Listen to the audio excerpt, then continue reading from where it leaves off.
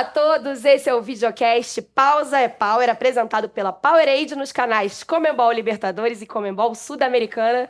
Eu sou Amanda Kesterman, hoje aqui comigo de novo meu amigo Thiago Rocha, e hoje a gente tá entre amigos, né? Total entre amigos. Resenha maravilhosa com esse jornalista esportivo que hoje está comentarista, mas podemos dizer que para sempre será repórter.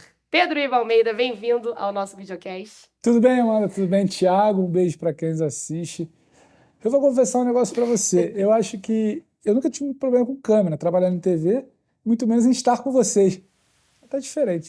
Parece que tem que seguir algum roteiro, a coisa fica bem. Mas que bom estar aqui com vocês. Eu acho que é legal que você fala jornalista. Se está comentando, se é repórter, que eu nunca deixei de ser, se está gravando um podcast com vocês. Mas acho que o mais importante é não esquecer de onde a gente veio. E está comentarista, como eu disse, né, Pedro? Porque a sua origem é como repórter, né?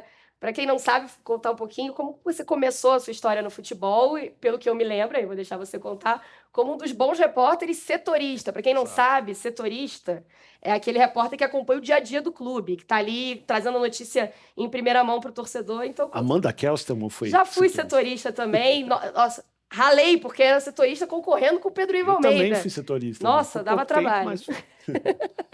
Cara, eu hoje sou comentarista de TV, dos canais Disney, da ESPN, e eu digo que eu nunca planejei ser comentarista. E acho que é até um debate muito amplo, que eu já acho que as pessoas começam a carreira querendo ser comentarista. Eu quero ser comentarista. E o comentarista, para mim, ele vai muito além. Ele não é um analista de jogo, ou um analista de notícias, ou um analista da pauta do momento. Não é uma entidade também, exato, né? E eu acho que muitas vezes se confunde. É um pouco disso. E acho que eu só topei encarar porque eu falei, olha, acho que eu vivi algumas coisas para hoje poder me sentir à vontade de sentar e comentar. Falar ou de futebol, ou de uma notícia, ou do que está acontecendo, ou tentar trazer alguma notícia. E você perguntou, mano, eu comecei em 2006, longe de futebol. Longe de futebol, comecei na área de polícia. Eu fui estagiário, estou falando de redação de jornalismo. Eu fui estagiário do jornal Povo, no Rio, que é um jornal que ele era conhecido porque você espremia ele e saia sangue. Eu pensei enquanto você fala, mas eu falei, não sou eu que vou falar. Exato, ele é conhecido realmente como um jornal que... É o jornal, lá atrás, quando ainda não tinha essa coisa muito de sensacionalismo policial, tinha uma coisa ou outra da brincadeira do meia hora, você tinha uma cobertura policial muito forte o dia, de extra, nem tanto nos grandes jornais de assuntos mais delicados. O Povo fazia uma função ali de cobrir o cara que tomou um tiro e as tripas estão saindo, bem assim. E eu comecei na área policial, eu ficava fazendo ronda, escuta, aquela época que não tinha celular, rede social, você tinha que ligar de delegacia em delegacia para saber se tinha alguma ocorrência, corpo de bombeiro. E eu sempre ficava meio de olho, porque tinha uma baia ali que era o pessoal que trabalha com esporte. E eu gostava de esporte a minha vida inteira, joguei basquete a minha vida inteira, fui envolvido com esporte a minha vida inteira, eu queria trabalhar com esporte. Só que primeiro você precisa estar numa redação, porque eu acho que é outra coisa que se perdeu. As pessoas não querem estar ou num ambiente, não digo numa redação, mas num ambiente de você fazer jornalismo. E aí, depois de um tempo, eu lembro que pintou uma pauta um pouquinho tempo depois de uma briga de torcida numa final de basquete no ginásio em Campo Grande.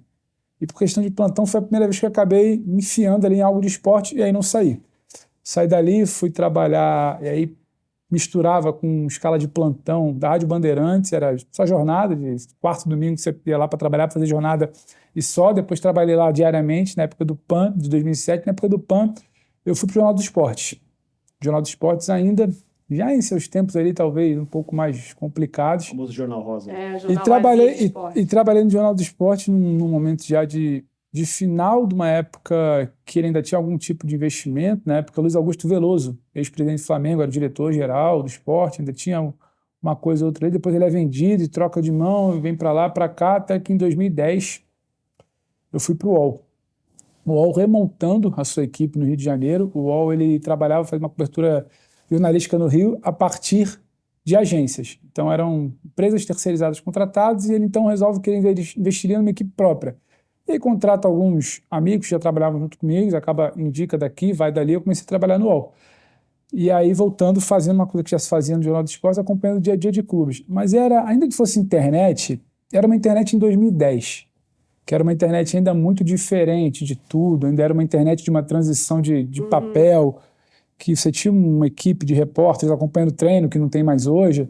Então, quem estava lá poderia publicar alguma coisa na internet. Só que não era uma publicação, era uma época muito inicial de Twitter, por exemplo. Então, as pessoas ainda não entendiam se elas tweetavam, se elas publicavam no seu veículo, se esperava um pouquinho, porque saiu uma entrevista aqui agora, declaração muito boa, mas eu vou almoçar depois. Então, era uma coisa uma transição ali do jornal, que era uma notícia de um dia para o outro, para a internet, que era notícia que a internet exige hoje, daquele momento. E aí foram 12 anos de UOL, 11 para 12 anos de UOL, que aí eu fiz, acho que de tudo, porque eu cobri Flamengo muito tempo, Amanda dividindo, quem dava trabalho era ela.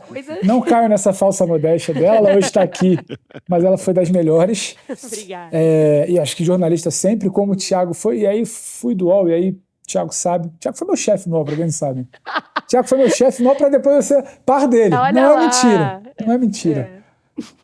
E aí, fiz de tudo um pouco, tô tentando lembrar para não esquecer de nada, porque eu cobri Flamengo muito tempo, cobri Vasco muito tempo, Flamengo mais tempo. Sendo que a gente tinha uma equipe quase que híbrida em muitos momentos, porque o noticiário no Rio de Janeiro, ele não fica limitado aos clubes, e aí você tem o ambiente da CBF, que aí já em 2010 e 2011 já comecei a me ambientar, e aí você cobre CBF, STJD diariamente, aí tem um campeonato de surf em Saquarema, aí tem um UFC que vai ter. Muito dos esportes. Você tem tudo, você tem Não tudo. futebol, do Você pegou poliesportivo. aquela pré-Olimpíada do Rio, que você fez muito evento. Eu peguei o ciclo pré-olímpico, que aí era uma transição entre 2007 e 2016, você teve muito evento no Rio de Janeiro, e eventos dos mais variados tipos. E a Amanda também, que numa época determinada cobria esporte, cruzei com ela em Engenhão, em outras pautas, dando plantão em hotel para esperar o Bolt, em tudo que a gente pode imaginar. Bolt, você lembra disso? E aí, a gente fez tudo. Tiro esportivo, a UFC, surf, a Maracanã, a final de Sul-Americana, aquele Flamengo 2017, se eu não me engano, a final de Libertadores, a final de Copa do Brasil, a Copa do Mundo. Aí eu comecei a acompanhar um pouco mais a seleção e cobrir Copa do Mundo no UOL, e eliminatória, e viagem para amistoso, e Copa de 14, Copa das Confederações, e Copa América fora do Brasil, Copa América do Brasil, e Estados Unidos, e Olimpíada, e Copa do Mundo na Rússia. E aí, quando acaba a Copa do Mundo na Rússia, no UOL ainda, eu recebo um convite para vir para São Paulo. Hoje eu moro em São Paulo, sou carioca, recebo um convite para vir para São Paulo, para sair um pouco em tese do dia a dia, trabalhar mais numa área de edição, de chefia em São Paulo. E eu venho porque penso que sempre gostei de São Paulo, sempre achei que um dia eu poderia estar aqui trabalhando, e penso que já tinha feito bastante coisa legal no Rio, e aqui seria uma outra oportunidade, uma outra ideia. Chego em São Paulo pelo UOL, em 2018. Aí a coisa começa a mudar de figura em 2019, que a gente vai chegar na TV, que aí a ESPN ela tinha um esquema que o Sport Center da Manhã, o Jornal da Manhã, ele recebia sempre um comentarista fixo da casa, o Mário Marra, que hoje volta a fazer o Sport Center da parte da manhã também, comentarista, e um jornalista convidado. Ora eu, ora o Zupac, ora o Vitor Birner, ora outros colegas, que a gente começou a participar com um pouco mais de frequência ali pela manhã, até que numa reformulação interna surgem algumas vagas e nós somos convidados. E aí passei quase 2 anos me dividindo entre o UOL e a ESPN. Não recomendo. Não recomendo, hoje em dia o pessoal fala agitado. Não, porque o pessoal fala, não é bom, porque hoje você tem oportunidade de trabalhar em vários veículos. Cara, se você tem oportunidade, você precisa se organizar. Então, e eu lembro que não tinha folga, não tinha... Porque você está começando no espaço, buscando um espaço de TV, você tem uma responsabilidade de uma chefia no site, então você quer segurar... Equilibrar muitos pratos. Te custa... É muito positivo profissionalmente, te custa muito pessoalmente. E eu, em São Paulo, sozinho, morava sozinho aqui em São Paulo ainda. Nunca sozinho. E longe, mas longe de família, sem entender a dinâmica, que vai muito ao Rio e volta, e quando não está trabalhando tem uma... Então a vida ficou muito atribulada. Em 2021. Eu saio do UOL, mês de 2021, e fico só na ESPN, onde eu estou hoje. E aí todo o envolvimento maior com a TV, com as competições que a TV transmite. Já foi para a Copa do Catar pela ESPN? A Copa do Catar eu já fiz pela ESPN, exatamente, e outras coberturas também de Libertadores e de Sul-Americano pela ESPN, mas é uma coisa que eu sempre coloquei muito em mente. Você ser comentarista é muito complicado, cara.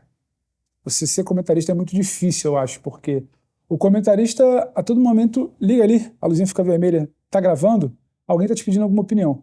E você não tem opinião sobre tudo. E nem tem que ter opinião Talvez sobre nem, tudo. Exato. Nem deveria ter, né? E você não tem que ter opinião sobre tudo. Só que quase sempre a pessoa quer ter opinião sobre tudo. Então você flerta demais com falar besteira.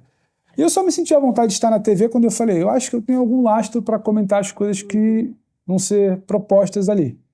Aí vai acontecendo, aí você vai pegando um pouco mais de cancha, de desenvoltura, de tempo de tela, de tempo de vídeo, e de jogo, e de programa, e de assuntos mais delicados, e de assuntos mais descontraídos. Você vai fazendo de tudo um pouco também. Mas uma coisa que a Amanda começou o papo com isso, eu nunca quis ser apenas um comentarista que liga a câmera para a gente comentar o que está se passando. Eu acho que o jornalista também tem que trazer o que está se passando Claro. e contar o que não estão contando. Então acho que eu caio muito mais para esse lado e a gente aqui vai tentando contar o que a gente não contou. Você mesmo comentou, falou, olha, eu acho que eu tenho lastro, apesar de ser uma carreira de repórter, de sentir com lastro para ser um comentarista que tem o que dizer. Então a gente quer aproveitar esse seu lastro para também falar de Libertadores. Como o Libertadores Sul-Americana, coisas que te marcaram cobrindo um jogo ali de Libertadores, seja um momento decisivo. Cara, todo jornalista tem história para contar. Então eu imagino que... Tem um recorte de Libertadores que me marca muito, que é a final da Libertadores edição 2020, que é em janeiro de 21, que é a final Palmeiras e Santos do Maracanã. Ela me marca muito, e não é por gol de Breno, título do Palmeiras, ou derrota do Santos, ou se alguma coisa.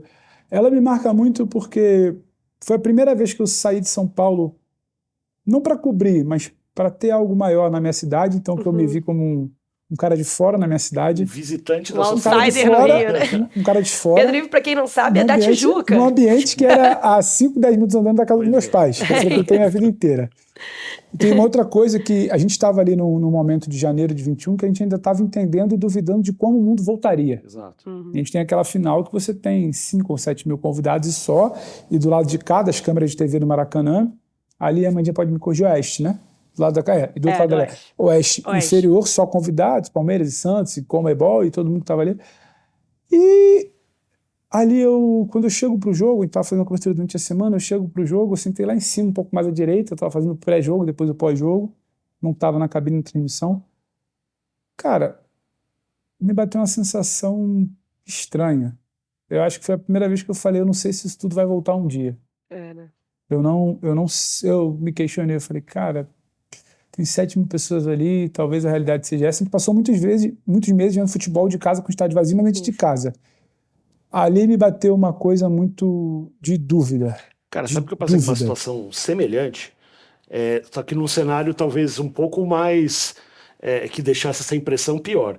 Na semifinal desse mesmo ano, que foi Santos e Boca, eu fui fazer um jogo na Vila. Eu estava em Santos nesse dia também para a cobertura da ESPN. Você tava? Não lembro.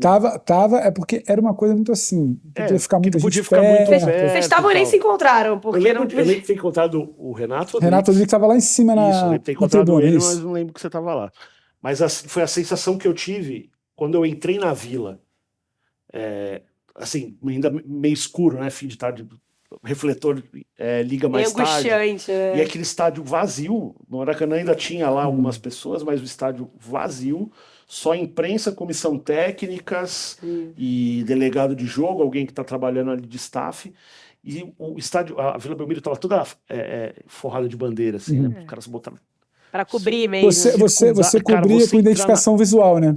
Você entrar no estádio, que é a Vila Belmiro, né? Que já é um estádio simbólico. Um jogo. Uma semifinal, Santos sem e Boca, torcida. Que já foi final de Conmebol Libertadores. E você entra e vê sem torcida, não escuta o barulho, cara. É uma sensação. E me bateu essa mesma pergunta. Será que vai voltar Porque o que era você fala uma lembrança. Não é que seja algo, nossa, inesquecível, eu queria viver aquele momento de novo. Foi um momento ali que eu falei, cara, o que vai ser daqui para frente? A gente ainda estava entendendo muita coisa sobre vacina. Se eu não me engano, tinha uma vacina profissional de saúde em São Paulo, mas as coisas ainda eram muito... Era muito recente muito louca. ainda. Aí no final daquele ano, tem a decisão de Montevidéu. A decisão de Montevidéu, ela já tem público, gente pra caramba, torcida dos dois lados, mas ela ainda é, pra mim, uma final de transição. Ela ainda é, para mim, uma final de transição. Ainda tinha muito questionamento de dose. O mundo ainda estava se Quem vai? adaptando. Será que é seguro? Será que não é? A gente tendo que lidar com um monte de questionamento. E aí, no ano passado, tem a final que era outubro, 28 e 29 de outubro.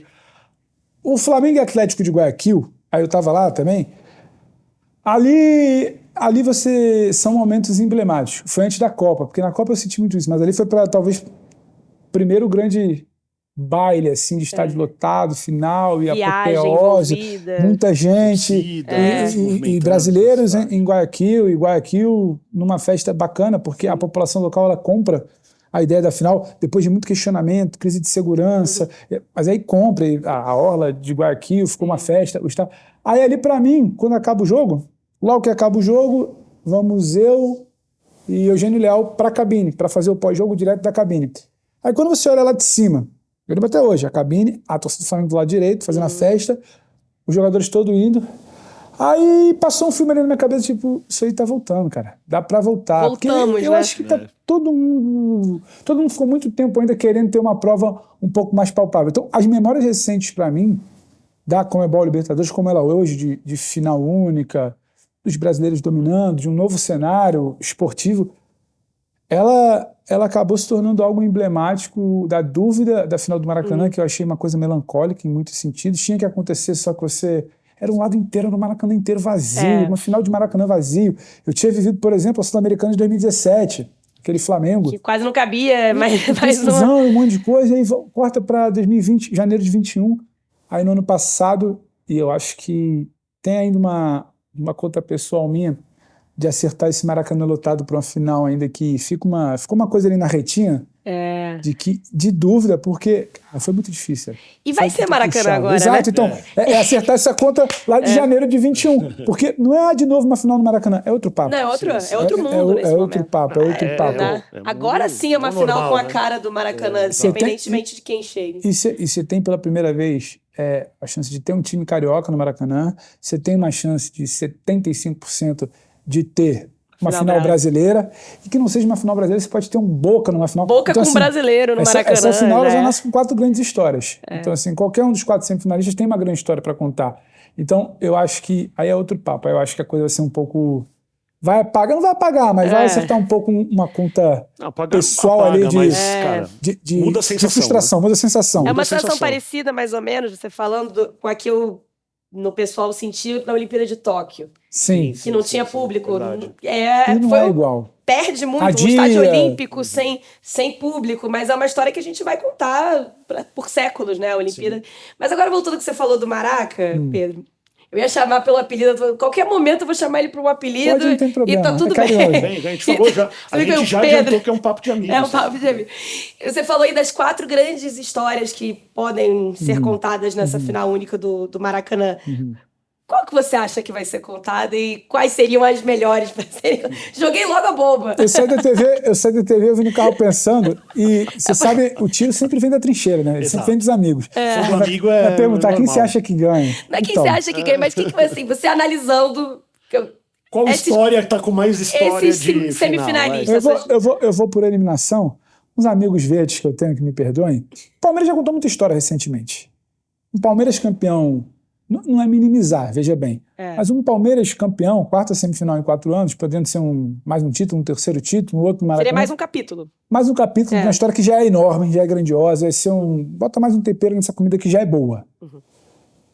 O Boca, não é uma questão minha. Nossa, essa festa tem que ser brasileira. É isso. Festa argentina eu já vi no Catar, tá tudo bem, admiro o Messi. E pô, no Maracanã... Foi uma baita festa, né? E eles ficam cantando que ganharam no Maracanã. Eu do Maracanã. Aí vamos por eliminação. Vamos por eliminação. E eles são incomodadíssimos que os brasileiros mandam na Libertadores. Então que continuem. Aí vamos pro outro lado. Pra Fluminense ou Inter. Eu acho que tem 2 grandes histórias aí. A primeira eu acho que... Eu tenho muita curiosidade do que a torcida do Inter poderia fazer no Rio. Que a torcida do Inter... Muitas vezes você esquece a capacidade de mobilização que o futebol gaúcho tem. A torcida do Inter pode fazer algo muito interessante no Maracanã. Mas aí depois, por eliminação e tirando rivalidade, porque eu sou do Rio de Janeiro, isso aí não me comove mais. Mas eu acho que tem uma história aí de um Fluminense, cara, não só do Fluminense. Eu acho que tem uma história do Fernando Diniz, contrariado, de um Fluminense que tem uma conta mal resolvida com a Libertadores, de um projeto de futebol que muita gente torce o nariz. Então, eu teria curiosidade para ver essa história sendo escrita. Eu acho que é o grande favorito? Não acho. Eu acho que quando você chega numa semifinal, você tem um time com passado recente do Palmeiras, ninguém está mais acostumado àquele ambiente que o Palmeiras. Isso, para mim, é colocado na frente. O grupo do Palmeiras está acostumado com Libertadores, título, decisão e pressão. O grupo do Fluminense eu não sei. O grupo do Inter é relativamente novo, a última versão dele. E o time do Boca, para mim, a camisa vai avançando. Empata, pênalti, joga mal, avança. Então, não vive daquilo ali no momento. É um time limitado tecnicamente. A história do Fluminense me gera mais curiosidade. E um time carioca no Maracanã, um Fernando Diniz que muita gente não queria ver na seleção. É um cara que, para mim, sabe muito de bola. Eu não sei o que estou falando, é quem trabalha, é quem convive. E referendado um selo dos melhores jogadores do nosso país na seleção. E um projeto que você pega e fala: Felipe Melo, Palmeiras não quis. O Samuel Xavier, talvez muita gente não tratasse como um lateral direito de time grande, de campeão de Libertadores. O Nino, tem gente que valoriza, mas tem gente que não entende porque que não poderia estar numa Europa. O Marcelo é um ponto de interrogação. O Ganso foi dado como, sabe, inválido por muita gente. Exato. O Cana, um atacante de 30 e poucos anos, argentino, nunca vingou. Quem é? O Arias, todo mundo entendendo. O Keno, que... Então, assim... E o André, que para mim é craque. Então seria uma história que eu queria ver contada pelo que eles fazem de futebol. Ponto. É o grande favorito para mim? Não, mas para mim talvez fosse a história mais interessante que eu gostaria. Que eu gostaria de ver contada. Porque se chegar na final... O Palmeiras do Abel, para mim, é um negócio de outro mundo, cara. O Palmeiras de Abel, ele perde jogador, reinventa. Ele perde, vence. Ele oscila e retoma. Ah, não tem volante? Aí tem o Zé Rafael. Ah, mas não tem um ponta? Aí traz o Arthur. Ah, mas não consegue um centroavante? O Ento que não decolou. É o Rony, que não é centroavante de ofício, de origem. É Gustavo Gomes. Cara, é uma história pronto, também. Você precisa olhar e falar, isso é grande demais. Eu não sei se a gente vai ver num futuro próximo o time jogar 4 semifinais seguidas de Libertadores. O Flamengo poderia jogar, se sabota, não joga. Escola um ano, joga, decola e ganha, um no outro pede pro Olímpia, que ninguém sabe explicar. Então, assim, eu tinha curiosidade de ver a história do Fluminense sendo contada e as reações a um possível título do Fluminense. Isso geraria, né? Porque o Diniz mexe com muita gente, o Fluminense no Rio vai mexer com muitos rivais, os três, um ganhando brasileiro, outro brigando para não cair e o outro que era para ganhar tudo e não ganha nada. Então vai mexer com muita coisa. Esse caldeirão aí de ingredientes da história do Fluminense que nunca venceram um título interessante para mim. Título continental no Maracanã, né? E se puder me falar pessoalmente, eu tenho 2 primos pequenos que eu sou apaixonado e que os 2 são tricolores. E que eles começam a viver futebol, pelo meu primo mais velho, de um jeito que eu vivi. Legal. De relação, de passar o dia inteiro vendo jogo, de querer... E se tiver alguma coisa pessoal, que seja para ver quem eu gosto vivendo aquilo ali. É o que pode, por eliminação, vocês queriam uma resposta... Vamos saber que Pedro Ivo torce para as pessoas que ele gosta serem felizes. Vou guardar isso. Vamos saber. Uma informação para a gente ter. Inclusive, já torci pelo time da Amanda em diversas situações. Porque você gosta de mim, né? Obviamente. E de amigos lá envolvidos. Quando você está, Pedro, pensando, assim, analisando, que você trouxe uma análise pra gente do que você... histórias a serem contadas numa final, mas assim, quando você está analisando um jogo, um momento, um acontecimento, que hoje em dia também tem isso, você não analisa só o jogo. O comentarista, ele está analisando o que está acontecendo no clube, o que está acontecendo na competição. O quanto a tua veia de apuração ainda te ajuda? Você ainda apura quando você está, antes de analisar? Você ainda apura muito, Pedro Ivo? Isso é uma boa pergunta. Eu acho essa resposta, ela não pode ser pretensiosa. Você apura muito? Eu acho que é de característica. Eu gosto de ir atrás de informação. Eu acho que qualquer história... Uma coisa que me dá vontade de ir atrás é você olhar e falar, a história não é bem assim. A história não é essa. Para você comentar sabendo o que está acontecendo. A história não é essa. Então você vai atrás para contar a história verdadeira. Ou falar, não é bem assim, a pessoa falou. Ou então, tem um caso aqui que ninguém contou, tem uma história assim. E me ajuda, Amanda, porque assim, vou falar por mim, cada um tem uma linha de trabalho, tem uma preferência. quando você senta para comentar alguma coisa familiarizado com aquilo, ciente de tudo que envolve aquilo, você tem muito mais facilidade. Por que é muito tranquilo eu virar e falar com vocês sobre a minha trajetória? Porque eu tenho amplo domínio sobre aquilo. Quando você senta e fala, vou pegar um exemplo aqui de uma final de Libertadores. Flamengo e Atlético Paranaense, Guayaquil, estava lá, uma semana de cobertura. Quando você tem familiaridade com o assunto, você acompanha uma trajetória inteira da competição, de um time envolvido, do outro time envolvido, é muito mais confortável. A pessoa não vai te querer uma opinião que você está ali dando de orelhada porque você ouviu falar ou porque você viu ali agora. Então, sobre apuração, sobre ir atrás de informação. Sim, se eu vou comentar um jogo, se eu vou participar de uma cobertura de uma final, se eu vou participar de uma cobertura de um mata-mata, se eu estou indo para algum lugar fazer... Cara, eu vou encher o saco de quem estiver envolvido com aquilo ali. Porque eu tô indo. Eu quero saber. Ah, estão falando isso, então me conta o que é. É o que então? Estão falando isso, a história é outra, e por que estão falando isso? Quem é que está vendendo essa narrativa? Quem é que está vendendo esse lado? Se interessa quem? Então, me fala aí, me conta. Aí, o Thiago me contou uma coisa, a Amanda me contou outra. Aí você se afasta. O Thiago tem interesse na informação, mas não tem interesse no outro. Qual é a informação real? Tem sempre 3 histórias. Sempre. A de um lado, a de outro é real. É verdade. Mas então, eu tento porque eu me sinto mais tranquilo para falar sobre o assunto. Por exemplo, estamos gravando isso aqui numa semana, a gente está acompanhando, o jogo não é só dentro de campo, uma crise fora de campo de um Flamengo eliminado de Libertadores, de um monte de coisa, que agora tenta salvar um ano numa outra competição. Se você não entender o que está se passando com o vice-presidente de futebol envolvido numa briga dentro de um shopping, você não vai conseguir entender por que o elenco não o respeita, por que o principal atacante não fala com ele, por que a bola pode não entrar no domingo, porque aquele ambiente está deteriorado. Agora, se você senta na cadeira da sua casa para falar, não acho legal esse negócio de brigar no shopping, eu acho raso. Pega mal. Eu acho raso. Eu acho raso. Eu prefiro virar e falar, olha, o vice-presidente está ali, tinha que estar em outro lugar, ele estava ali, ele foi pressionado porque a relação dele com a organizada, que já era boa, hoje não é tão boa, a organizada pressiona, ele rebate não é só por uma questão de defesa de quem está com ele, mas por um imbróglio que ele tem com certos grupos de torcedores. Isso prejudica o time, porque o time recebeu, assim, a notícia. Isso compromete o ambiente, porque tem um jogo... Então, assim, você fica muito mais embasado para dar uma opinião que vai muito além do eu acho que vai ganhar. Por quê? Porque Flamengo, quando chega... Melhor, né? Deixa eu chegar, né? Eu acho que quando você vai atrás das informações, e as informações, elas cada vez mais elas circulam de forma errada. Não é a circulação errada, é a informação errada circular muito. E acho que quando você vai atrás da informação, você está muito mais à vontade, muito mais confortável, muito mais preparado para falar sobre um assunto. Ô Pedro, você viu o tal assunto? Vi. O que você acha? Olha, eu acho que o fato é esse, está acontecendo por isso. Tinha que ser... Não é simplesmente de orelhada, cata um monte de clichê e vomita ali na tela. O cara vê, vai, isso aí todo mundo fala. Troca de canal, vai ver outra coisa, eu não vou consumir esse cara, não vou seguir esse cara, não vou acompanhar esse cara. Então, eu acho que a informação, o comentário sem informação, ele é menor. Ele é menor. O comentário sem a preparação, às vezes você está num jogo, você não vai ter um volume de informações para comentar um jogo, mas você consegue entrar em contato com alguém do staff daquele time, se tentar entender a cabeça do treinador daquele time, se tentar entender por que está todo mundo criticando uma formação assim, ele vai te explicar, eu estou usando assim, porque, pô, você vai trazer um contraponto, você está na transmissão, você vai tentar entender o que ele pode fazer numa mudança de jogo. Então, a partir do momento que você tenta entender e ouvir, ir atrás de uma informação e não ficar apenas na base do seu achismo, eu acho que você torna o seu comentário um pouco melhor.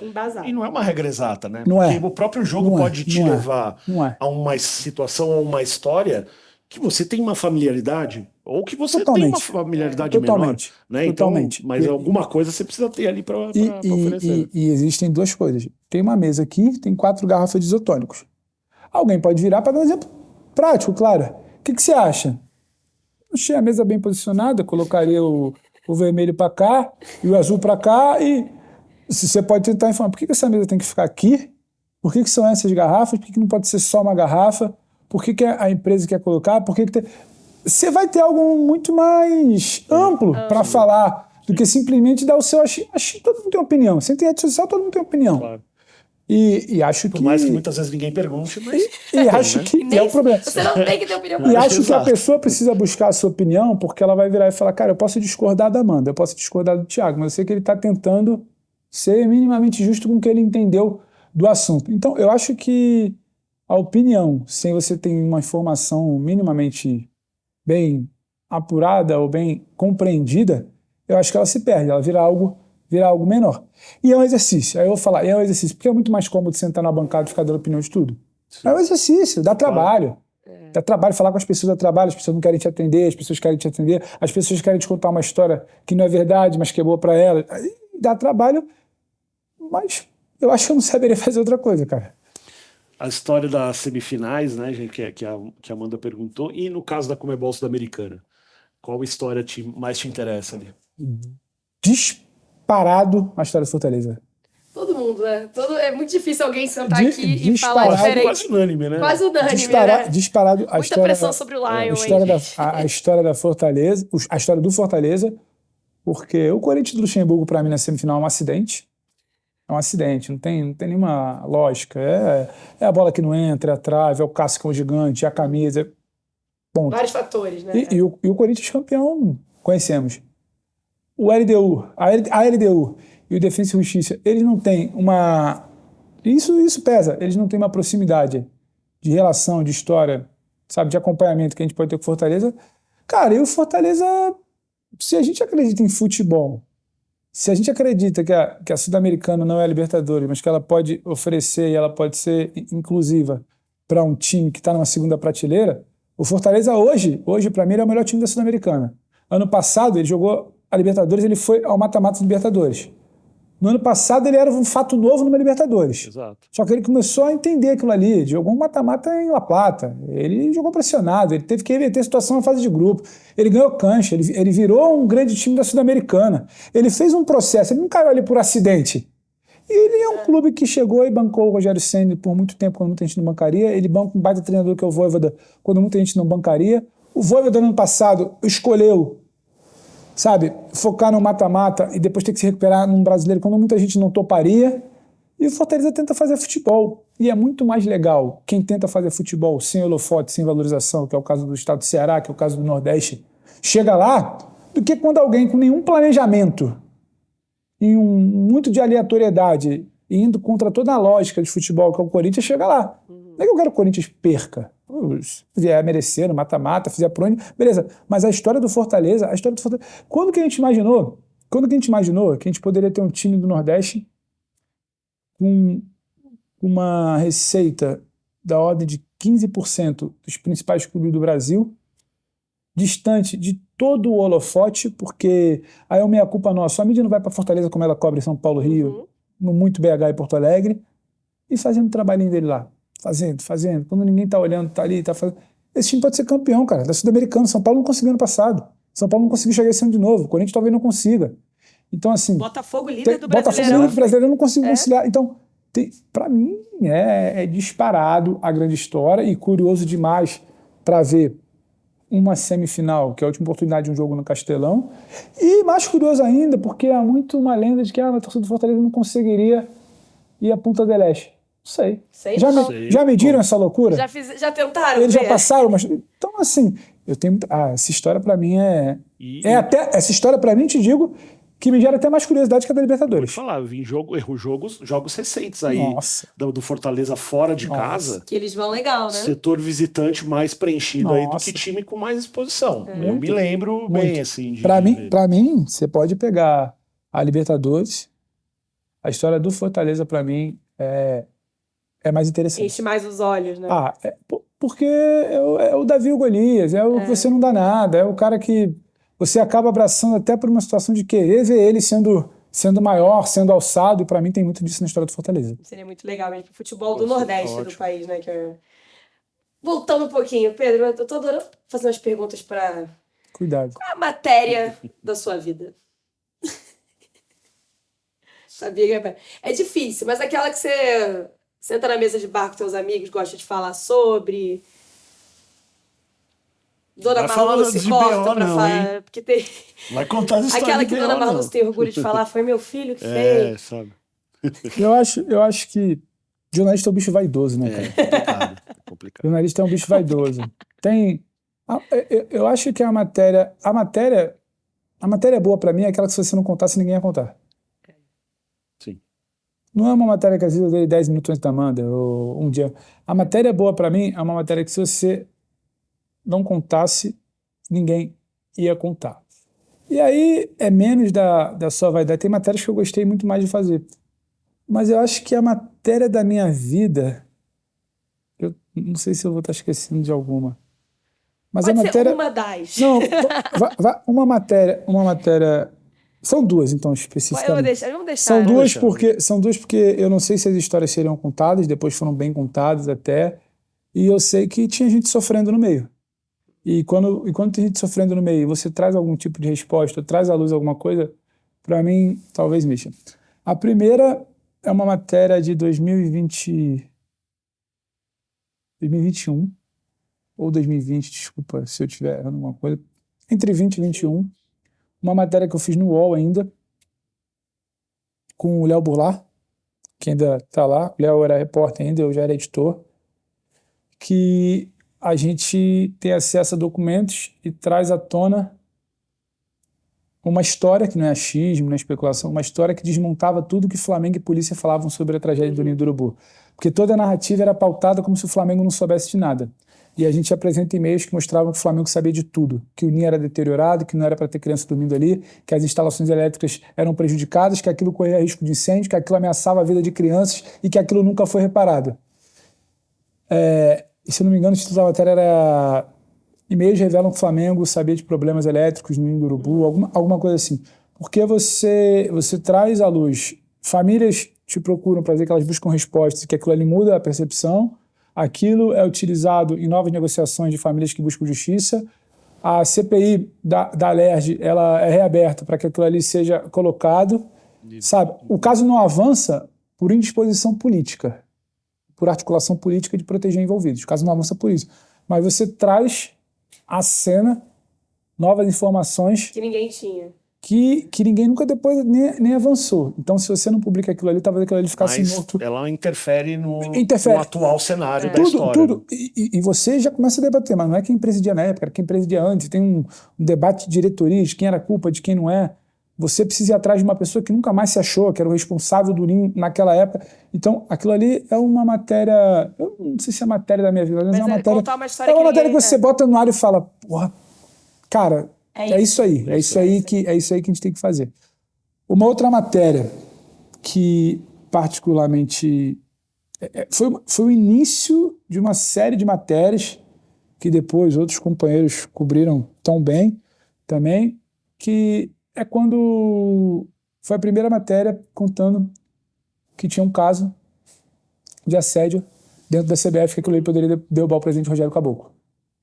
E é uma matéria que você está atrás daquilo há algumas semanas, você sabe que tem gente muito competente atrás daquilo, como a Gabriela na Globo, como o Martim também em cima do caso na Globo, aí já na ESPN, eu dou essa matéria já na ESPN, e eram depois de uma sequência de matérias que eu vinha dando de CBF, que eu contava, por exemplo, numa anterior, que todo mundo dizia que o Marco Polo não mandava mais nada da CBF, inclusive a figura ilibada do Tite, que ninguém mandava nada, e a gente mostrava que quem renovava o contrato do Tite depois da Copa da Rússia era o Marco Polo, entendeu? Então, era uma esteira de acontecimentos, aquele ali, para mim, é o mais grave, que era uma denúncia de assédio dentro da CBF, do presidente da CBF, que depois cai por isso, comissão de ética, por um monte de coisa, por áudios que depois a Gabriela, também gente que cobriu também o caso, traz por uma pessoa, tinha uma mulher ali, e é difícil. Como é que uma mulher assalariada, secretária do cara, como é que ela vai provar para o mundo que o cara que tem todo o poder nas mãos, a cadeira de presidente da CBF é muito pesada,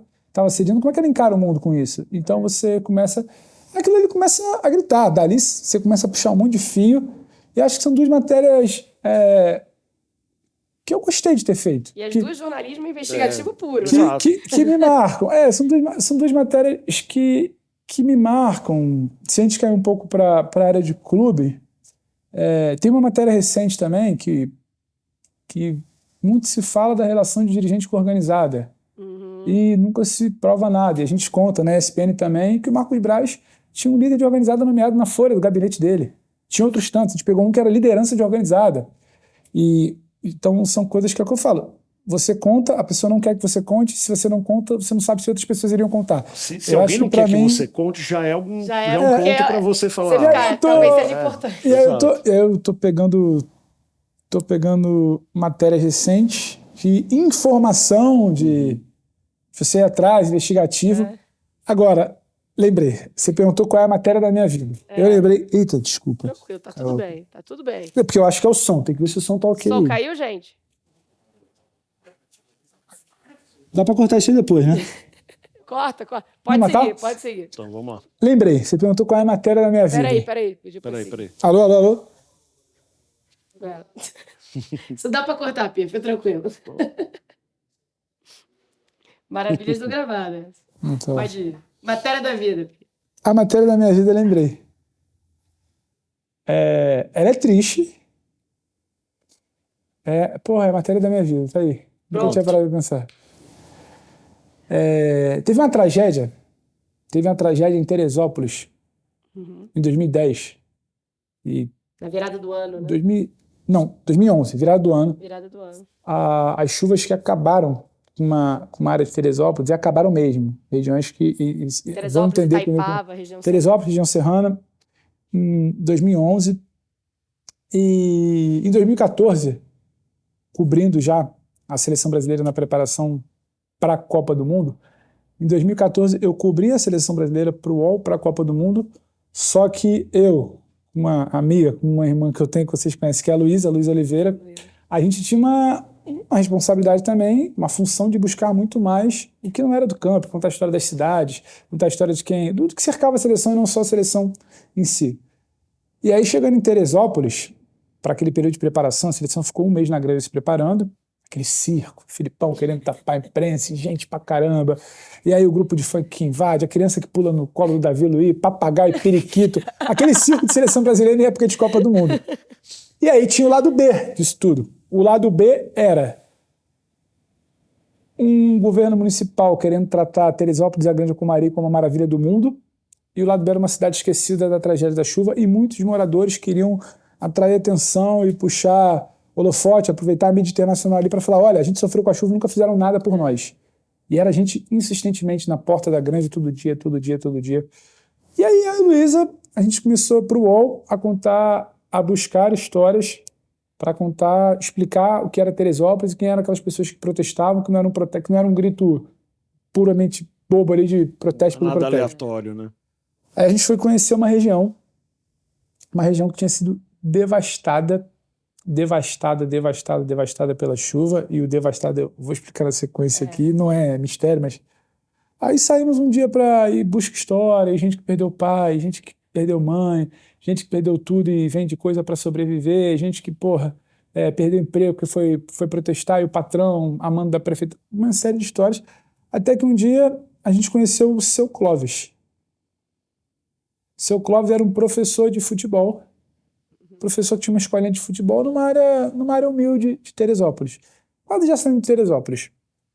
Aí fomos eu e a Luísa, marcamos de gravar com o Seu Clóvis. E a gente chegou lá, e conversa vai, conversa vem, você, qual deve ser a grande história? Um campinho de futebol, um professor, não sei o quê. Ele vira e fala, então, vocês podem fazer uma imagem daquele meu campo. Hoje ele é um campo, mas é que na época da chuva ele virou depósito de corpos, e todos os meus alunos da escolinha, a gente teve que trazer os corpos dele para cá. Então todos os alunos da escolinha do Seu Clóvis morreram na chuva, e o campo onde eles jogavam, era aquelas cenas, sabe, de cova rasa. Sim. E eu virei e eu falei, a gente está no meio de uma cobertura de Copa do Mundo, esse cara nunca ia ter a história dele contada, ele perdeu a família inteira, ele perdeu os alunos, o pai onde eles moravam desapareceu. Ele falou, o que restou foi esse campo aqui. Eu acho que a Amanda falou em matéria da minha vida, porque é um negócio assim que... Você dá voz, né? Eu queria voltar lá e saber como o Seu Clóvis está, saber como... a Luísa na época ficou muito mexida, eu também. E é difícil, jornalista não tem sentimento. Você se envolve. E aquilo ali, para mim, foi quando eu dimensionei o que tinha sido o campinho virou depósito de corpos. Um campo de futebol, a gente estava em Teresópolis pelo futebol, as crianças sonham em serem Neymar, Oscar, Davi Luiz, Treinar Rui, naquela na época, treinar na Granja. Vários sonhos que se perderam. E o ali, né? campinho virou depósito de corpos na época da chuva. O bairro acabou. Era um bairro que era só lama. E ele mostrava, falava, aqui tem a rua tal. O bairro acabou. O morro veio, o bairro Levou acabou. tudo. O bairro acabou. E para não dizer que foi só história triste na Copa, desculpa me alongar, mas a história que eu Não, gostei pode. muito de contar, muito na Copa de 14, a gente conseguiu achar um casal que se conheceu na final da Copa de 50. E eles foram à final da Copa de 14, depois que a gente contou a história, a FIFA buscou a gente. Que legal. A FIFA procurou a gente. Dona Marília soube que eles já vieram a falecer e tal, mas eu tinha até algum contato com os familiares que nos ajudaram. E é muito engraçado, porque eu contei pra Luísa também, aquela coisa de pré-produção e tal. Final de 2013 ainda, eu falei, Lu, a gente tem uma matéria pro dia da final da Copa. A gente tem uma matéria pro dia da final da Copa. E aí eu mantinha contato, perguntava se não tinha ninguém atrás dele, se tinha alguém sabendo da matéria, se tinha alguém sabendo da história. Eu só ia chegar no Rio na antivéspera da final, eu não estava no Rio, eu estava rodando com a seleção. E falando com Dona Marília, falando com os familiares, a família do Engenho de Dentro, uma região ali, um pouquinho depois da Tijuca, ali, Zona Norte, próxima até o Maracanã. Onde fica o Newton Santos, né? E aí, cara, conseguimos levar para contar a história dela e do marido, que eles se conheceram na arquibancada Cara, que da final maravilha. da Eles se Copa. conheceram. Eles se conheceram na arquibancada na final da Copa de 50. A FIFA entrou em contato com a gente, chamou eles para ir no camarote de um parceiro comercial. Então, são matérias que assim, E legal você falar isso. você vira e fala, tô contando que as pessoas não Eles sabiam. não se conheceram, mas os meus avós estavam juntos, namorando na final da Copa de 50. Aí, entendeu? Então, E assim, não foram na final da Copa de 2014. Deveriam ter ido. eu acho que Fizeram por mais que às namorar. vezes as pessoas esqueçam, o jornalista não é quem diz quem jogou melhor ou pior, mas é quem conta uma Conta a melhor história. história. Conta Em uma 2014 eu achei história. uma senhora que tinha o ingresso. Da Copa de 50. Ela foi É. e ela tinha ainda o ingresso. Eu fui na casa dela lá também. Então eu acho que são São belas. boas histórias que a gente conta. Aí tem muita coisa que é de dia a dia. Tem de uma pergunta pra te treino. fazer, Pedro. Pra gente já encaminhar. Mas é uma pergunta que eu gosto de fazer pra quem tem muita história na reportagem, que eu mesmo me faço algumas vezes. Você já conheceu e teve que lidar com muita referência do esporte? Sim. Muita gente que você assistia na televisão, muita gente que você gostava, muita gente que você nunca imaginou que você fosse estar no mesmo ambiente. Quem foi aquele cara ou aquela atleta, ex-atleta, aquela personalidade que você encontrou e falou: não acredito que eu tô aqui podendo fazer uma pergunta para. Não acredito que eu vou fazer uma pergunta para esse fera, não acredito que eu vou Estou pôr frente a frente. frente a frente. Eu posso te responder um outro lado dessa pergunta? Pode. Tem uma pessoa, tem um ex-jogador, um ex-atleta, que e não necessariamente a gente está falando de futebol, mas a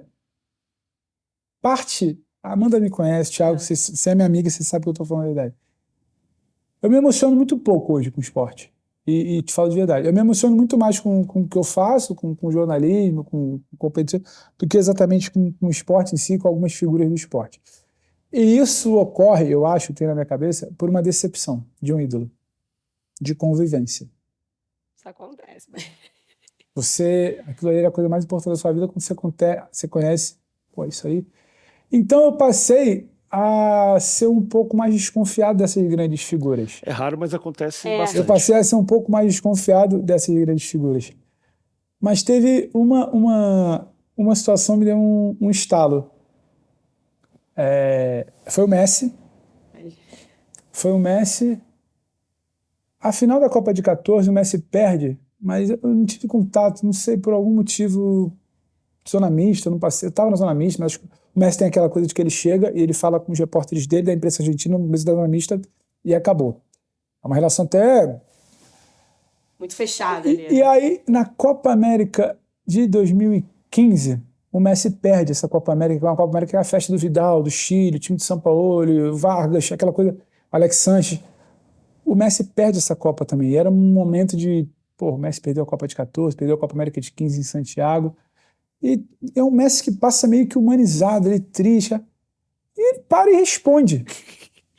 Não sabe nem o que fazer, né? Eu falei, eu fui aqui no automático, né? Passou, tem que perguntar ele para assim como tipo, quem? Pois não. Ali naquele momento, eu virei e falei, às vezes... Aí o que eu pensei foi, às vezes a gente esquece que isso aqui é um negócio grande, cara. Sim. Às vezes a gente esquece que isso aqui é um negócio que sabe. Agora, uma outra figura que desperta amor e ódio, não tem quem passe diferente, eu não sou exatamente o maior fã da pessoa, mas eu sempre falo que eu tenho uma teoria que a pessoa não é ruim. A gente pode questionar a marca, o atleta e tal, o Neymar. O Neymar tem uma história na Copa de 18. Na Copa de 18, ele estava no UOL, durante a cobertura ele ficou em Sochi no mesmo hotel da seleção brasileira. Então, por diversas vezes, a gente estava ali naquele plantão de saguão de hotel, passa um, passa outro, sai de folga, não sai. A gente estava ali dando um plantão, aquele plantão com o computador aberto ali para saber se alguém chegou atrasado, se alguém não voltou da folga, se deu algum problema. A gente está sempre ali e o Neymar voltou de um jantar. Não era uma folga longa, não. Era um jantar que os jogadores podiam dia de treino, não tinha treino cedo no dia seguinte, os jogadores podiam sair para jantar e voltar 1h, meia-noite, 1h. Eu acho que ele namorava a Bruna na época, Marquezine. A Bruna foi, família, e todo mundo saiu e voltou normal. E o Neymar parece que ele tava numa ala desse resort. E na outra ala, onde estávamos imprensa, nós, estava a família. Ele estava esperando, não sei se a irmã, ou a babá do filho, ou um amigo, estava esperando alguém da família. Ele estava assim, mexendo o celular ali no saguão. Ali como nós, era nós sentados e ele ali, tá vocês. Aí ele, porra, vocês não descansam, né? Aí eu me deixa em paz, aí né? eu falei, se você descansar, a gente descansa. Pô, aí ficou brincando. E ele viu que eu estava numa ligação, falando alguma coisa com alguém próximo, tipo sobre seleção. Eu falei, eu vou desligar, estamos aqui de plantão, o Neymar acabou de passar aqui, não sei o que. Aí desliguei. Aí, cara, ele tá ali, pô, esperando alguém. Ele, pô, tá falando aí? Eu falei, com esses meus primos que eu falei do Fluminense. Aí ele virou e fez assim, você me empresta aqui? Aí ele pegou meu telefone, aí ele desbloqueou, né? Você desbloqueia aqui, já vai Na câmera, botou no vídeo. Como é que é o nome deles? Fulano e fulano. Ele, fala fulaninho, ó, aqui é o Neymar, não sei o quê, obrigado. E foi uma coisa assim, eu falei, porra. Famoso do nada. Aleatório, É um mas, negócio que eu não gosto muito, você ficar ali, bajulando. Aí ele, porra, manda pra eles. Eu falei, caraca. Obrigada aí. Só que aí você para e vira, pô, bate pra caramba, fiscaliza a hora, tá treinando, é porque caiu, é porque o cabelo, é porque a cueca, aquele monte de polêmica, Copa da Rússia. Pô, meu irmão, tem um cara ali que às vezes ninguém pediu pra ele fazer isso, ele não vai ganhar nada fazendo isso. Nada. É isso. Se eu vou contar, se eu não vou, nunca postei nesse vídeo, mandei pros meus primos. A minha prima fala que eles me levavam todo dia pro colégio pra mostrar pra todo mundo. Eu falei assim, às vezes também será que a gente não joga duro demais? O jornalista, ele quer ser dono da razão, ele quer ser justiceiro, ele quer fazer um papel com ele. Então, assim, foram momentos que não é que eu gostei, ou que eu não esperava, mas que você humanizou figuras de um tamanho de Neymar e Messi, que eu virei e falei, pô, caraca, eu tô aqui procurando o que eu vou escrever dele. Isso também o jogador também estabelece uma distância. Sim. Aí o quanto você joga duro é que vai estabelecer se essa distância é segura, se ela é muito grande, se ela é muito pequena. Mas acho que ela é necessária. E talvez falte muita gente para isso, para muita gente. Uma para fechar, duro. de grandes. A figura. O Ronaldinho saiu do Flamengo. Quando o Ronaldinho saiu do Flamengo, eu cobri o Flamengo. Foi aquela coisa... Um choque, né? Uma notícia, até de um cara que eu respeito, para mim foi um dos maiores que eu vi em termos de reportagem, que é o Guto Seabra, que hoje trabalha na Federação do Rio, assessor, dos maiores que eu vi, assim, mas assim... Ele, que já era editor, já era chefe, ele pega e dá a notícia, ele tem acesso, olha, o Ronaldinho acabou de entrar no Tribunal do Trabalho, rescisão tá fora do Flamengo. E aí Essa eu lembro. Aquele dia foi um pandemônio. Todo mundo enlouqueceu. Virou plantão, ninguém esperava, virou plantão. E aí, uma figura, aquele dia eu fui parar num lugar que eu nunca imaginei. Eu, por acaso de uma notícia de semanas... Fazendo paz, eu achei que você fosse contar essa história lá no começo, quando a gente perguntou eu tinha esquecido que você falou de notícia, informação, não sei o quê. Eu passei por uma situação com um Assis, irmão do Ronaldinho, que eu cobri o Flamengo, em Urubu, a gente frequentava todo dia, entrava, e um belo dia eu soube com uma pessoa, falei com outra, uma sabia uma informação, outra sabia outra, era uma coisa meio nebulosa, estava complicado. Eu fiquei sabendo que o Ronaldinho, todo mundo dizendo que o Ronaldinho não estava bem porque não está focado, sai demais, ou chega atrasado, ou faz coisa. Aí um cara virou aí você tem que saber filtrar, né? O cara que não é fofoqueiro virou e falou, cara, Ninguém sabe o que está acontecendo com ele. Ele está com um problema em casa, está com um problema na família. Todo mundo tem problema, né? Mas beleza. Aí fui atrás de outra história, de um cara que trabalhava com eles. O cara virou e falou: vou te falar uma parada, vou testar se tu é de confiança ou não. A mãe do Ronaldo tá muito mal. Mas não fala nada não, liga pro Assis. E eu ligo pro Assis. E então, o Assis tem um jeito dele, um pouco frio, um pouco distante, não é amigo, nada. Ele fala: pô, cara, calma aí que o Ronaldinho não sabia detalhes da doença da mãe, que ela encarava um tumor, um câncer, não sei o quê. Então, é uma apuração delicada. Claro. Você tem que dar, você não tem que dar. Isso impacta a vida pessoal. Até que você vai conversando com o irmão do cara, faz um pai para ele. Então, tinha uma relação ali, afinou, alinhou ali um pouco mais, virou um assunto sério. Não era uma especulação. O salário está atrasado ou não está? Não é embora, era um assunto de ordem mais pessoal. Eu lembro que no dia seguinte o treino era na Gávea. O treino era na Gávea no dia seguinte, eu lembro como se fosse hoje. Raras vezes o Flamengo treinava na Gávea naquela época por composição política, levar o time para perto dos conselheiros. Tal. Era isso. E aí, dei essa notícia, um dia de manhã, estourou, virou assunto ali na hora do almoço, na entrevista coletiva, e eu acho que ali em algum momento se desenvolveu uma confiança mútua entre a minha parte e a parte do Assis, forma que você trouxe dos advogados, de como eu fiquei cuidando até dessa informação. E aí, no dia que o Ronaldo sai, para chegar no dia que o Ronaldo sai, que foi uma bomba, o Guto publicou e pá! Cara, no dia que o Ronaldo sai, qual é o meu papel? Eu preciso ir para a porta do TRT já tá tarde. Vou para a porta da casa do Ronaldinho. Tem que ir para a porta da casa do Ronaldinho. Alguma coisa tem que ter. Aí eu vou para a porta da casa do Ronaldo, o Assis virou e falou: segura aí que você já entra. Falei: tá bom, né? Vamos lá. Aí fiquei na porta, tomando um chá de cadeira, Tradicional. Cara, passam umas 3 horas, sei lá, devia ser umas 6h30, 7 da noite. Vem um dos funcionários lá, um dos advogados, falou: ó, Pedro Ivo, pode entrar. Falei: cara, eu não estava armado. Eu não sabia se era para tomar um café, se era para conversar. Entrei, dá 10 minutos que o Ronaldo tá trocando de roupa, ele vai descer e você grava com ele. Falei: pô, calma aí, pô, não é assim. Aí liguei para minha chefe. A minha chefe na época, a Roberta Nomura, que hoje está no Grupo Globo, fala: não, calma, vamos nos armar, porque o Ronaldinho falar, a primeira fala dele, você tem que... E eu tava dentro da casa do Ronaldinho esse dia. Eu falei: caraca, mãe. Foi isso, meu, e ferrou todo mundo que tava na concorrência, porque você veio com a notícia. Aí transformou o plantão do resto. Eu lembro porque tinha um companheiro, tinha um companheiro que tava lá do lado de fora, que tava tudo acertado, porque ele ia gravar uma entrevista para entrar no jornal principal da casa, e eu entrei antes. Ele entrou antes do Jornal das 8 da noite. Aí eu sentei, eu falei: porra, eu tô aqui, velho. Eu tô aqui. Aí você fica meio... Pô, a casa do Ronaldo não é uma casa, né? Parece um set de gravação. E é a tal casa onde tem as festas, a piscina, ninguém entra com celular. Mas é uma casa. Aí desce ele, aí te cumprimenta pelo nome. E, porra, aí aquilo ali foi um negócio, porra. A gente foi o primeiro a falar com o Ronaldinho, quando ele rescindiu com o Flamengo, ninguém tinha entendido nada. Ninguém tinha entendido nada.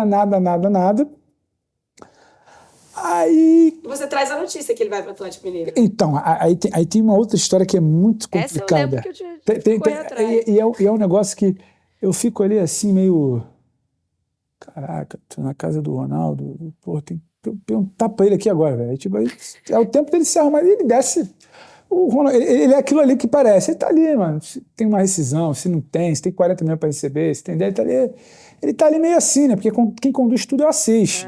A hora que acaba, começa, se tem café, se não tem, ele acabou, pode. E o Ronaldo saiu porque... Não, porque o fulano tá me esperando pra jogar, tipo, tinha alguém esperando ele pra continuar o jogo de videogame, é uma coisa meio... E se demora a entender... Aí eu virei e falei: pô, posso tirar uma foto contigo? Ele falou: pô, claro, pô.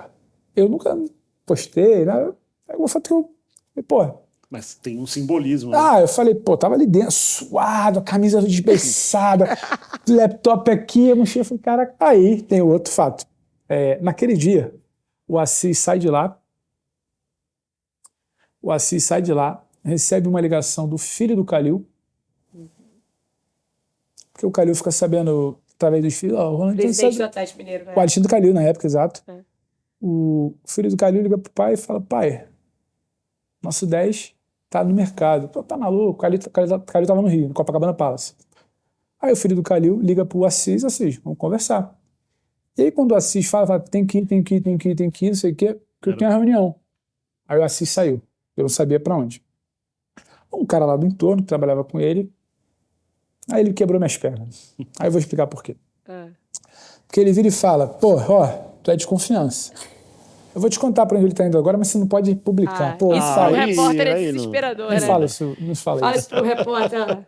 Aí eu falei, pô, não fala, não, só pra, mas fica tranquilo, que na hora certa você vai saber, não sei o que e tal. Ele tá indo conversar com o Calil. Eu falei, pô, ele acabou de falar que não sabe. A aspa a sonora, que o Assis fala na hora pra mim, não, tirar um tempo também pra pensar na família, na saúde da minha mãe, depois a gente vê o que o Ronaldo vai fazer. Aí o Ronaldinho, aquela coisa meio Ronaldinho. Aí, pô, já saiu de lá pro Copacabana Palace. Direto. Né? E o Calil diz que bota na mesa e tá, isso aí, segunda-feira te espero lá. Ele chega de helicóptero. Já começou a fechar. Aí no dia seguinte, porra, eu com aquilo aqui, pô, não dormia. Eu tenho uma relação um pouco assim, intensa com notícia, com informação. Eu fico... E talvez seja ruim, porque isso me consome. Sim. Se eu não consigo dar, eu fico mal. Se alguém dá e eu não dei, eu fico aí. Pra até dar, você... Cara, aí eu falei, pô, não é possível. Eu preferia não saber, velho. Preferia não saber. Aí uns advogados liguei e falei, é isso tudo. É isso. Uns advogados estão até hoje com a família. É isso. Mas só se o Assis liberar, a gente pode falar. O Assis não liberava por nada. Porque o Assis tinha um pacto com o Calil já. Só que aí é aquele momentinhos antes ali da bomba estourar, o Assis foi muito decente. O Assis, minto. O advogado dele foi muito decente comigo. Falou, o que você quer, que você quiser publicar, vai ser de domínio público muito em breve. Aí você lançou nas e você cobrir bem um Flamengo, um Ronaldinho, é uma outra projeção. As pessoas passam a te acompanhar, a te respeitar, o que você escreve passa a ter valor. O que eu sempre falei de jornalismo, eu sei que a gente já está caminhando para o fim, mas não queira falar sobre tudo, mas quando você falar alguma coisa, alguém precisa parar e falar, pô, foi ele que escreveu. É isso. Isso pra mim não tem preço. Isso é credibilidade. É você virar... é mais uma especulação. Quando você escreveu, quando você fala, pô, ele escreveu, disso aí ele entende, disso aí ele não entende. Então, ainda mais hoje em dia que tanta gente fala sobre tudo. E ali era uma coisa, cara, que aí eu posso citar nome. Eu cobria... Hoje em dia, porra, é muito diferente. Eu cobria Flamengo, cara, numa época que só tinha dragão, só tinha avião, velho. Você tinha o Guto correndo atrás de notícias, você tinha o Eric... Você tinha o Janinho no dia a dia, você tinha o Eric, você tinha quem era moleque já era muito bom, Mansur na época. Quem era moleque era muito bom, então era só peixe grande. E não saía coisa muito furada, não. Era tipo, tinha que suar para dar um negocinho, tinha que suar para fazer o seu. Você cobrindo sozinho, você não dormia. E você tinha que fazer outras coisas, e plantão. Então, era uma coisa... Aí o que eu falo lá do lastro no início do papo. Você passa a viver bem o ambiente, a saber o que é, o que não é. O que é fato, o que é boato, o que impacta e o que não impacta. Que ele fala que ele esperava até 2 horas da manhã para entrar na Globo Online para ver o que o Guto tinha dado. Antes de eu dormir, deixa eu ver aqui 2 da manhã, se amanhã eu tô ferrado pra ver o que o Guto tá dando no jornal. E a Marluce era colunista, mas a Marluce também dia a dia também. Então, assim, sabe, era um negócio, eu tô falando de 10, 11 anos atrás. Mas aquilo ali forja muito. Aquilo ali forja muito, você saber o que é, o que não é, como é que funciona o meio de um clube, por que a bola entra, por que a bola deixa de entrar, por que o Gabriel briga com o vice-presidente. Cobertura de clube é a grande escola. Eu acho que sim. Eu acho. E você precisa sofrer ali. Você precisa. E o Flamengo é indecifrável. Quanto mais você acha que sabe, menos você sabe. Então aquilo ali te dá uma bagagem. Você falar de Flamengo, você precisa entender, né? Porque eu fui a 3 jogos, acho que eu estou apto a desenhar o que o São Paulo tentou numa linha de 4. Aquela linha de 4 ela existe porque o zagueiro que joga pelo meio não pode jogar porque ele teve um problema, e o lateral que joga pela esquerda, ele está na fila da preferência na frente do outro por causa disso. E o Gabigol está barrado porque ele brigou com o outro. E o Pedro não está jogando porque ele não treina. Então você precisa entender muito mais. Você precisa entender muito mais. Claro. E aí isso te leva a querer entender muito mais quando você vai falar de um campeonato estrangeiro que você transmite, você tem que procurar saber e procurar beber nas melhores fontes de quem cobre lá, dos jornalistas estrangeiros. Quando você vai falar... Você vai acompanhar uma semana de decisão de Libertadores, e eu acho que a base para mim é isso. Você estando bem informado, o risco de você falar besteira é menor. Aí eu tenho pavor de falar besteira. Porque isso aí, cara. Você não fala O que besteira. você Uma fala, coisa que ele não o que falou você aqui fala, hoje foi- o que você fala de besteira bom, hoje. ninguém lembra. Escorrega pra você ver. Pedro Ivo só fala besteira quando se inventa de falar de carnaval. Isso aí eu entendo um pouquinho. Brincadeira, ele entende muito de carnaval, tanto quanto de futebol, né? Mais ou Ou menos. carnaval, futebol.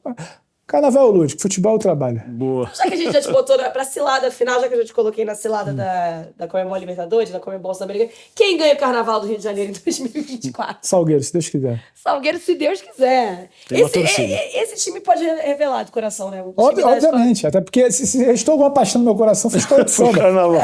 Não tenho nenhuma base pra falar que o Salgueiro vai ganhar, mas eu quero que ganhe. Salgueiro, então, com o carnaval a gente encerra o nosso videocast essa semana. Obrigada a vocês que nos acompanham. Obrigada, Pedro, por ter vindo. Obrigado sério. você. A gente vai continuar resenhando. Infelizmente, agora vai vir a parte que ninguém pode ouvir. Agora é a parte boa. E na semana que vem, nas próximas semanas, a gente volta com mais um episódio. E até a próxima. Valeu. Tchau.